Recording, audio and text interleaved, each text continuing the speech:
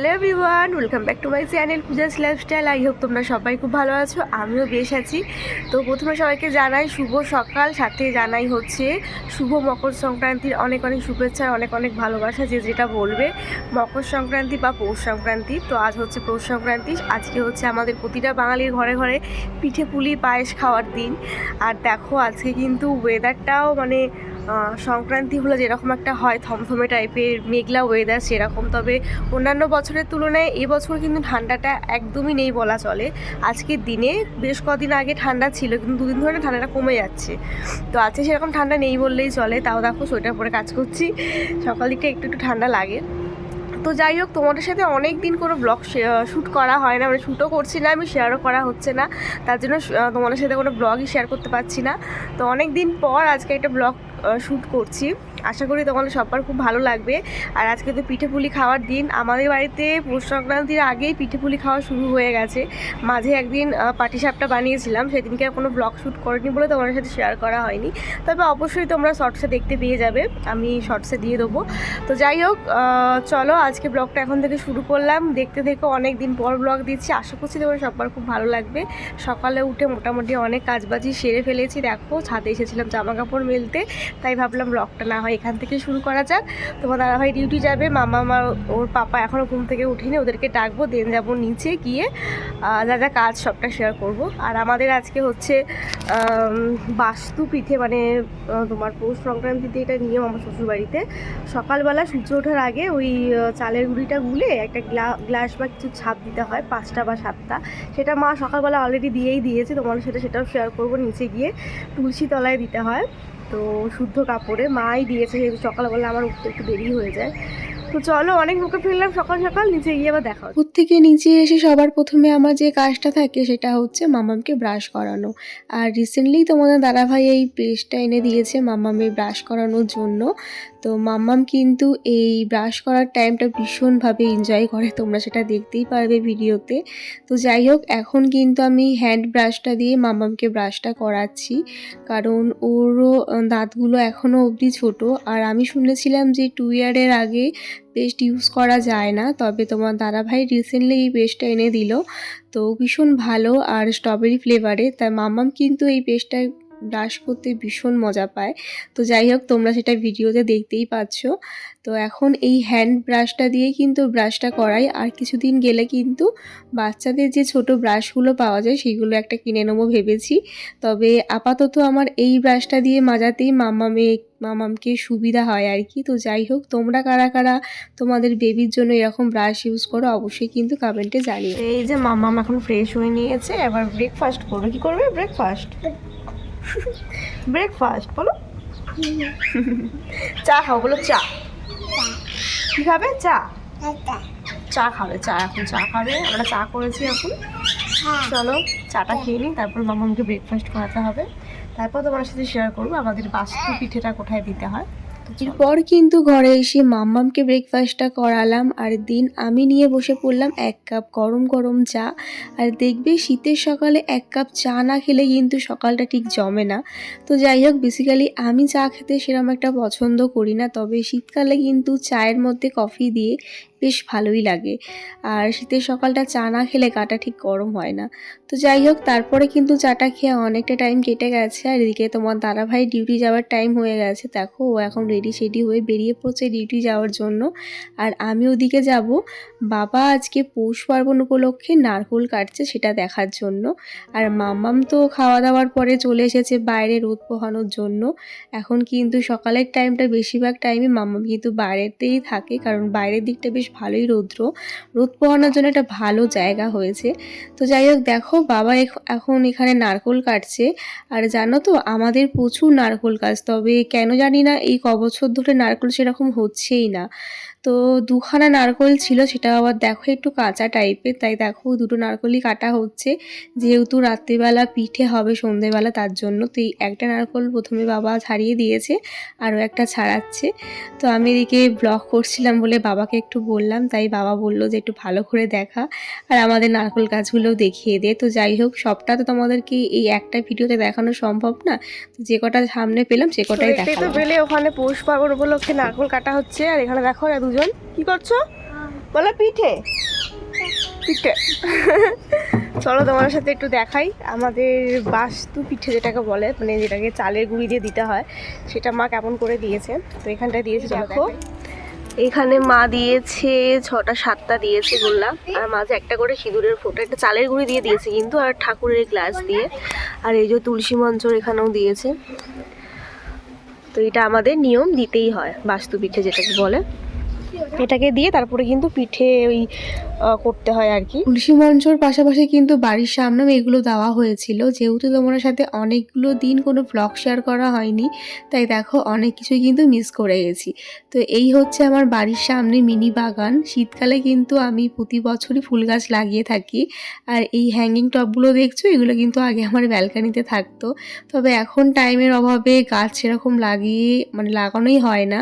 তো যাই হোক, দেখো এই কটা গাছ লাগানো হয়েছে এই বছরে, তাই তোমার সাথে একটু শেয়ার করে দিলাম, তোমরা অবশ্যই জানিও কেমন লাগলো।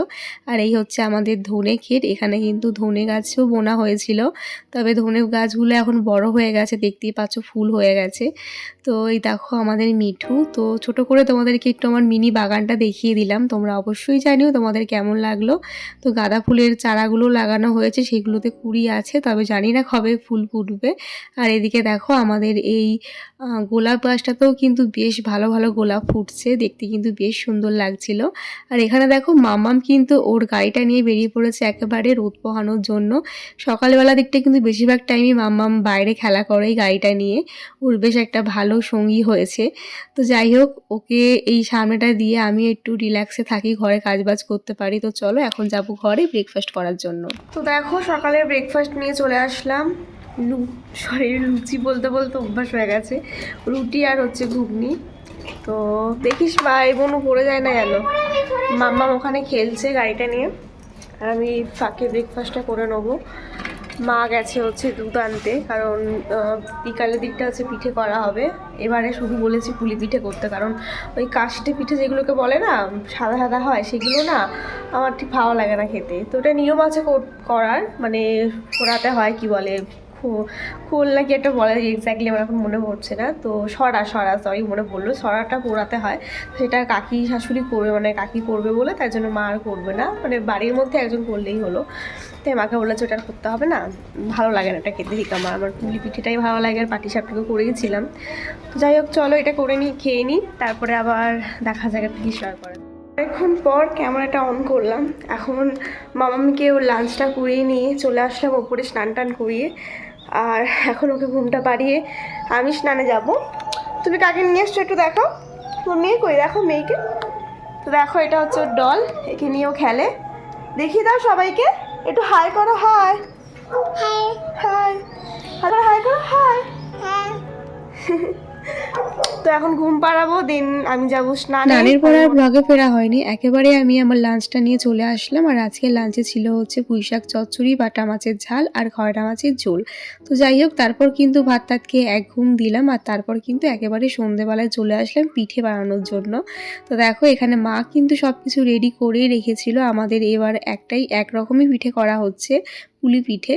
তো দেখো মা সব কিছু মেখে রেখেছিল, মানে চালের গুঁড়িটা, আর ছাঁচটাও করে রেখেছিল নারকোলের। আমি এখন মায়ের সাথে হাতে হাত মিলিয়ে কিন্তু ছাঁচগুলো একে একে করে নিচ্ছি, কারণ একে একে হাত না লাগালে না অনেকটা টাইম কেটে যাবে, অনেকটা টাইম লেগে যাবে, এগুলো করতে অনেকটা টাইম লাগে। তো যাই হোক, মা এগুলো করে রেখেছিল বলে আমি এখন ঝটপট করে এই পুলিগুলো বানিয়ে নিচ্ছি। আর তোমরা আজকে পৌষ পার্বণে কে কী কী পিঠে খাচ্ছ অবশ্যই জানিও। পাটিসাপটাটা দুদিন আগে খেয়েছি বলে আজকে আর করা হলো না, শুধু আজকে এই ভাপা পিঠে হবে আর হচ্ছে এই পুলি পিঠে করা হবে, আর কিছুটা দিদিদের জন্য পাঠানো হবে, কারণ দিদি এবছর আর পিঠে করতে পারছে না, যেহেতু দিদির শাশুড়ির পায়ে ভেঙে গেছিলো, অপারেশন হয়েছে, তাই দিদি ভীষণভাবে কি বলবো মানে ব্যস্ত আছে, তার জন্য বানাতে পারছে না বলে কিন্তু দিদিকেও কালকে পাঠানো হবে, তাই এবারে পিঠেটা একটু বেশি করেই বানানো হচ্ছে। যাই হোক দেখো, এখন শাশুড়ি বৌমা মিলে কিন্তু পিঠে করতেই ব্যস্ত।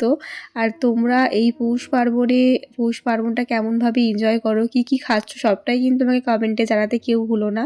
তো যাই হোক, একদিন পায়েস খাওয়ার খুব ইচ্ছা আছে, গুড়ের পায়েস। আর জানো তো, গুড়টা কিন্তু রিসেন্টলি আমার মা বাবা এসেছিল, বাবা মা এসে দিয়ে গেছে, প্রতি বছরে কিন্তু গুড় দিয়ে যায় আমার বাবা মা, যেহেতু আমাদের বাড়িটা মানে আমার গ্রামের বাড়িটা একটু গ্রাম সাইডে, সেখানে কিন্তু একেবারে মানে কি বলবো, গুড়টা ভালো পাওয়া যায়, অরিজিনাল গুড় যাকে বলে আর কি সেটা।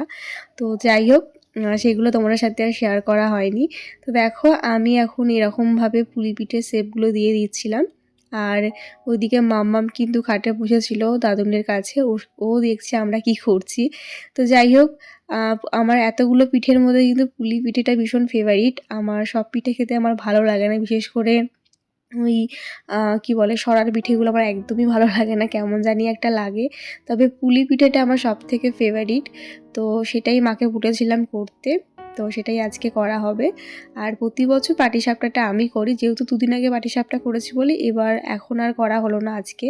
তো দেখো এই হচ্ছে ফাইনাল লুক। আজকে কিন্তু এই পুলিগুলো আমি বানিয়েছি, মাঝখানে এই ঘরটাও কিন্তু বানিয়েছি, দেখতে বেশ সুন্দর লাগছিল। আর পুলি পিঠে হবে চুষি হবে না সেটা তো হতেই পারে না, তাই দেখো কয়েকটা চুষি পিঠেও আমি চুষি কেটে দিয়েছিলাম। মা বললো পুলি পিঠের পায়েসে এগুলো দিয়ে দেবে। আর এদিকে দেখো রান্নাঘরে এসে দেখি মায়ের কিন্তু এই পিঠেগুলো ভাপানো হয়ে গেছিলো। আর ভাপানোর পরে কিন্তু আমি একটু নিয়ে বসে পড়লাম, একটু ডেকোরেশন করে ফটো তুলে নিলাম, ভিডিও তুলে নিলাম তোমার সাথে শেয়ার করব বলে। তারপর কিন্তু এটা এখন আমি, মাম্মাম আর মা মিলে একটু খাবো। আর ওই দিক থেকে আমার কাকি শাশুড়ি দিয়ে গেছিলো এই ভাপা পিঠেগুলো, এগুলো খেতেও কিন্তু বেশ সুন্দর হয়। তো যাই হোক, এখন কিন্তু এইগুলো আমরা সবাই মিলে খাবো। ওইদিকে মা দুধ পুলিটা তো বসিয়ে দিয়েছে, যখন দুধ পুলিটা হয়ে যাবে তোমার সাথে অবশ্যই শেয়ার করব। তো দেখো আমার সাথে কিন্তু আমার মামা পুলি পিঠে খাচ্ছে। তো এটা ওর ফার্স্ট টাইম পিঠে খাওয়া, যেহেতু আগের বছর তো ছোটো ছিল তখন খেতে পারিনি, তবে এবছর কিন্তু মামা বেশ মন ভরে পিঠে খেয়েছে। তো যাই হোক, তোমরাও জানিও তোমরা আজকে এই পৌষ পার্বণটা বা মকর সংক্রান্তিটা কেমনভাবে কাটাচ্ছ, আর কেমনভাবে কাটালে কী কী পিঠে করলে। তো দেখো বন্ধুরা, ফাইনালি কিন্তু আমাদের পিঠে পুলি পায়েস একেবারে রেডি। তো এটা গরম ছিল বলে তখন আর খাইনি, তো এখন এটা সার্ভ করে আনলাম একটু ফটো তুলবো বলে। পৌষ পার্বণ বলে কথা, তো একটু ফটো তো তুলতেই হবে। তো দেখো কি সুন্দর হয়েছে না। তো আমি চেইটা দিয়ে একটু সাজিয়েছিলাম, তবে রেখে দিই, চেইটা একটু ঢুকে গেল ভেতর দিকে। তো যাই হোক, এই ছিল আমার পৌষ পার্বণের স্পেশাল ব্লগ। তো কেমন লাগলো তোমাদের অবশ্যই জানিও। এখন প্রায় রাত্রি হয়ে গেছে, 10টা মতন বাজছে, তোমার দাদাভাইও চলে এসেছে। তো চলো আজকে ব্লগটা আমি এখানে শেষ করলাম, কেমন লাগলো অবশ্যই জানিও। আই হোপ সবার আজকের দিনটা খুব খুব ভালো কেটেছে, আমারও খুব ভালো কেটেছে। তো আজকের মতন টাটা করছি, দেখা হচ্ছে নেক্সট ব্লগে। তো কেমন লাগলো আজকে ব্লগটা কিন্তু জানাতে কেউ ভুলো না। আর তোমাদের করা একটা কমেন্ট আর একটা লাইক কিন্তু আমাকে নেক্সট ভিডিও বানাতে অনেকটা আগ্রহ করে তুলবে। তো চলো আজকের মতন টাটা সবাইকে, গুড নাইট। আর ভালো লাগলে অবশ্যই লাইক কমেন্ট করে দিও। চ্যানেলটা এখনও যারা সাবস্ক্রাইব করোনি তারা অবশ্যই সাবস্ক্রাইব করে পাশে থেকো। টাটা সবাইকে, গুড নাইট।